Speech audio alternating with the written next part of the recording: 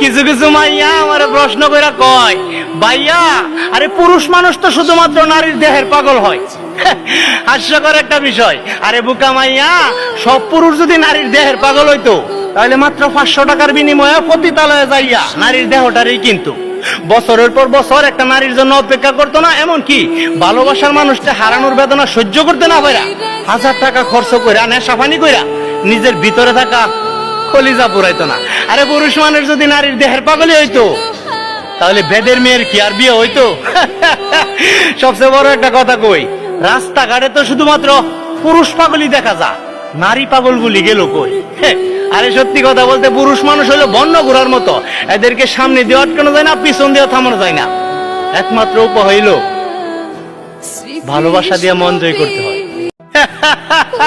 কিছু কিছু মাইয়া আমার প্রশ্ন কইরা কয়, ভাইয়া আরে পুরুষ মানুষ তো শুধুমাত্র নারীর দেহের পাগল হয়।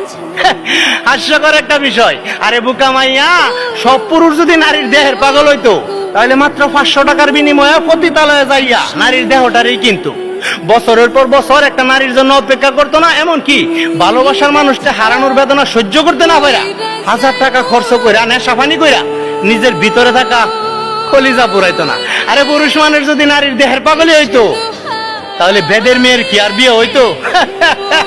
সবচেয়ে বড় একটা কথা কই, রাস্তাঘাটে তো শুধুমাত্র পুরুষ পাগলই দেখা যায়, নারী পাগল গুলি গেল কই? আরে সত্যি কথা বলতে পুরুষ মানুষ হলো বন্য ঘোড়ার মতো, এদেরকে সামনে দিয়ে আটকানো যায় না, পিছন দিয়ে থামানো যায় না। একমাত্র উপায় হইল ভালোবাসা দিয়ে মন জয় করতে হয়।